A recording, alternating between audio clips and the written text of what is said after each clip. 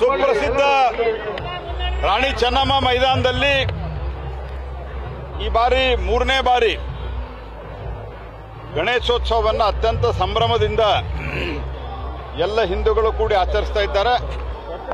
ಇದನ್ನು ಕೆಲವರು ಇದಗಾ ಮೈದಾನ ಅಂತ ಕರೀತಾರೆ. ಆದರೆ ಇದು ರಾಣಿ ಚೆನ್ನಮ್ಮ ಮೈದಾನ, ರಾಣಿ ಚೆನ್ನಮ್ಮ ಪುತ್ಥಳಿಯ ಪಕ್ಕದಲ್ಲಿರುವುದರಿಂದ ತಲಾಂತರದಿಂದ ಇದನ್ನು ರಾಣಿ ಚೆನ್ನಮ್ಮ ಮೈದಾನ ಅಂತ ಕರೀತಾರೆ. ಈ ರಾಣಿ ಚೆನ್ನಮ್ಮ ಮೈದಾನದಲ್ಲಿ 3ನೇ ಬಾರಿಗೆ ಯಶಸ್ವಿಯಾಗಿ ಎಲ್ಲ ಭಕ್ತರು, ಎಲ್ಲ ಹಿಂದೂಗಳು, ಎಲ್ಲ ಸಮಾಜದ ಬಾಂಧವರು ಒಟ್ಟಾಗಿ ಒಂದಾಗಿ ಇದನ್ನು ವಿಜೃಂಭಣೆಯಿಂದ ಮಾಡ್ತಾ ಇದ್ದಾರೆ. ಈ ಒಂದು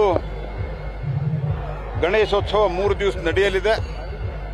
ಈ ಕಾರ್ಯಕ್ರಮದಲ್ಲಿ ಎಲ್ಲರೂ ಅತ್ಯಂತ ಶಾಂತ ರೀತಿಯಿಂದ ಕಳೆದ 2 ಬಾರಿ ಯಾವ ರೀತಿ ಅತ್ಯಂತ ಶಿಸ್ತುಬದ್ಧವಾಗಿ ಕಾರ್ಯಕ್ರಮ ಮಾಡಿದ್ರು ಅದೇ ರೀತಿ ಮಾಡಿ ಇಡೀ ನಾಡಿಗೆ ಒಂದು ಆದರ್ಶಪ್ರಾಯವಾಗುವ ರೀತಿಯಲ್ಲಿ ಆಗಬೇಕು ಅಂತ ನಾನು ಹಾರೈಸ್ತೇನೆ. ಮತ್ತು ಇಡೀ ನಾಡಿಗೆ, ಎಲ್ಲ ಜನರಿಗೆ ಗಣೇಶೋತ್ಸವದ ಹಾರ್ದಿಕ ಶುಭಾಶಯವನ್ನು ಕೋರಿ ವಿಘ್ನ ವಿನಾಯಕನಾದಂಥ ಗಣೇಶ ಎಲ್ಲರಿಗೂ ಸುಖ ಸಮೃದ್ಧಿಯನ್ನ, ಶಾಂತಿಯನ್ನ, ನೆಮ್ಮದಿಯನ್ನ ಕೊಡಲಿ ಮತ್ತು ಸಂಪೂರ್ಣ 11 ದಿವಸಗಳ ಗಣೇಶ ಹಬ್ಬವನ್ನು ಅತ್ಯಂತ ಶಾಂತತೆಯಿಂದ, ಸೌಹಾರ್ದತೆಯಿಂದ ಮತ್ತು ಏನು ನಿಯಮಗಳಿದ್ದಾವೆ ಆ ನಿಯಮಗಳನ್ನು ಪಾಲನೆ ಮಾಡಿ ಎಲ್ಲರೂ ಆಚರಣೆ ಮಾಡಿ ಒಂದು ಭಕ್ತಿ ಭಾವವನ್ನು ಪ್ರದರ್ಶನ ಮಾಡಬೇಕು ಹೊರತಾಗಿ ಯಾವುದೇ ರೀತಿಯ ಗಣೇಶ್ ಪೆಂಡಾಲ್ದಲ್ಲಿ ಯಾವುದೇ ರೀತಿಯ ಬೇರೆ ಬೇರೆ ರೀತಿಯ ಕೆಲವು ಕೆಲಸಗಳು ಮೊದಲೇ ನಡೀತಾ ಇದ್ದು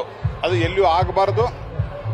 ಮತ್ತು ಮೆರವಣಿಗೆಯ ಸಂದರ್ಭದಲ್ಲಿ ಸಹಿತ ಭಕ್ತಿಯ ಗೀತೆಗಳನ್ನು ಹಾಕಿ ನಾವು ಮೆರವಣಿಗೆಯನ್ನು ಮಾಡಬೇಕು. ಭಕ್ತಿಯನ್ನ ಮೆರೆಯುವಂಥ, ಸಾಮಾಜಿಕ ಜಾಗೃತಿಯನ್ನು ಮೆರೆಯುವಂಥ ಹಬ್ಬ ಇದು. ಅದಕ್ಕೆ ತಕ್ಕಂತೆ ನಾವೆಲ್ಲರೂ ಹಬ್ಬವನ್ನು ಆಚರಿಸಬೇಕು ಅಂತ ನಾನು ಮನವಿ ಮಾಡ್ತೇನೆ. ಸರ್, ಈಗ ತಾವು ನಿನ್ನೆ ದರ್ಶನ್ ಬಗ್ಗೆ ಕೊಟ್ಟಿದ್ದ ಹೇಳಿಕೆ ಬಹಳಷ್ಟು ಚರ್ಚೆಗೆ ಗ್ರಾಸವಾಗಿದೆ.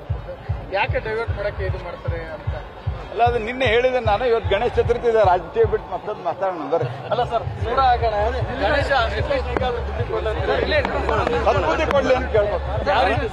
ಸದ್ಬುದ್ಧಿ ಕೊಡಬೇಕು ಎಲ್ಲರಿಗೂ. ಮಾಡಿ ತಪ್ಪು ಒಪ್ಕೋಬೇಕಷ್ಟೇ. ನ್ಯೂಸ್ ಫಸ್ಟ್, ನಿರ್ಭೀತಿಯಿಂದ ನಿಮ್ಮ ಪರವಾಗಿ.